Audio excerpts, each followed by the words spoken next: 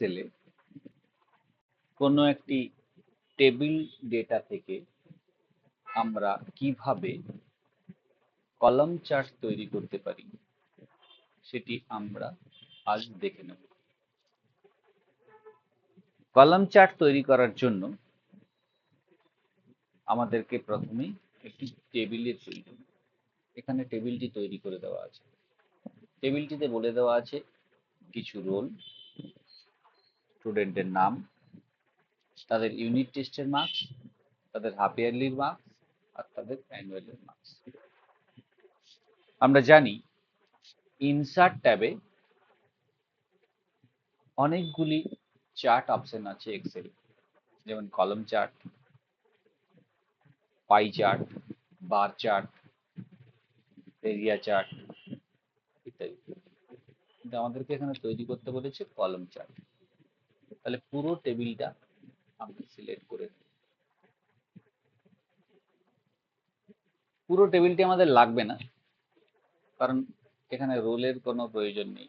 আমাদেরকে এখানে মূলত দুটো অ্যাক্সিস, একটা অ্যাক্সিসে স্টুডেন্টসের নাম আর একটা অ্যাক্সিসে মার্কস থাকলেই হবে।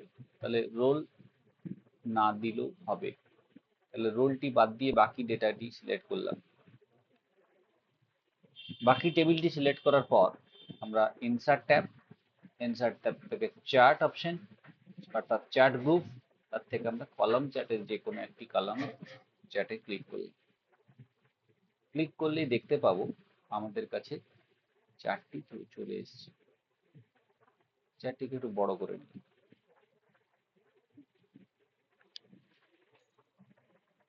চার্টটিতে কয়েকটি জিনিস দেখানো বাকি। এখানে চার্টের টাইটেল, আমাদের ইচ্ছে মতো টাইটেল আমরা দিতে পারি। চার্টের যে অ্যাক্সিস দুটি আছে, এক্স অ্যাক্সিস এবং ওয়াই অ্যাক্সিস, এই দুটি অ্যাক্সিসে কোন অ্যাক্সিস কি রিপ্রেজেন্ট করছে সেটা আমরা বলতে পারি। এখানে যে প্লাস সিম্বল আছে, এই প্লাস সিম্বল থেকে আমরা দেখতে পাবো এখানে অনেকগুলি অপশন দেওয়া আছে। তাহলে প্রথমেই আমরা চার্ট টাইটেলে গেলাম। চার্ট টাইটেলে যাওয়ার পর চার্ট টাইটেলে ক্লিক করব। এখানে লিখলাম রিপোর্ট কার্ড।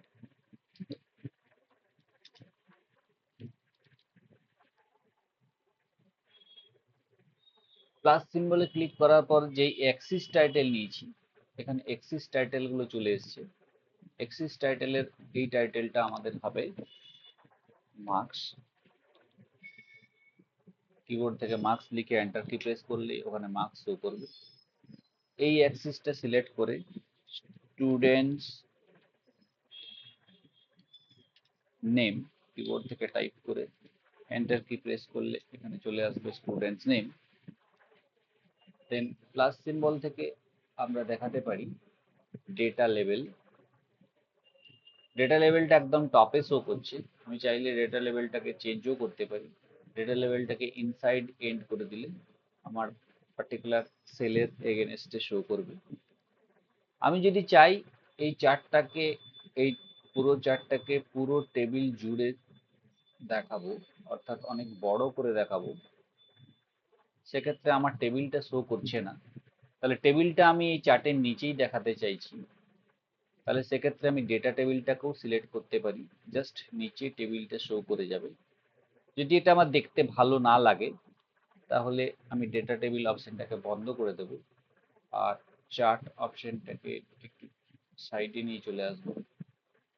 দেন পাশে আমার সোর্স টেবিল থাকবে, তার পাশে আমার থাকবে আমার চার্ট। এখান থেকে আমি প্লাস সিম্বলে ক্লিক করে ডেটা টেবিল এরার বারও নিয়ে আসতে পারবো। এরার বার যদি দেখতে ভালো না লাগে তাহলে এরার বারটি বন্ধ করে দেবো। গ্রিড লাইন দিতে পারবো। গ্রিড লাইন দিলে দাগগুলি থাকবে, গ্রিড লাইন না দিলে দাগগুলি থাকবে না। এই যে বারগুলি দেখতে পাচ্ছি এটি গ্রিড লাইন দাগ। যদি না দিতে চাই তাহলে গ্রিড লাইন বন্ধ করে দিতে পারি। লেজেন্ড অপশনটি বটম অফ দ্য পেজ অর্থাৎ নিচে দেখাচ্ছি। এটিকে যদি আমরা সাইডে করতে চাই তাহলে আমরা রাইট সাইডে দিয়ে দিতে পারি, সেক্ষেত্রে এটি রাইট সাইডে শো করবে। আর এই অপশনটিও নিতে পারি আমরা। এক্ষেত্রে আমাদের টাইটেলগুলো শো করবে, এটা আমাদের দেওয়ার প্রয়োজন পড়বে না, এটা নেব না। এইভাবে বিভিন্ন অপশনসগুলি আমরা দিয়ে একটি সুন্দর কলাম চার্ট তৈরি করতে পারি। আশা করি কলাম চার্ট কি করে তৈরি করব আমরা সবাই বুঝতে পেরেছি।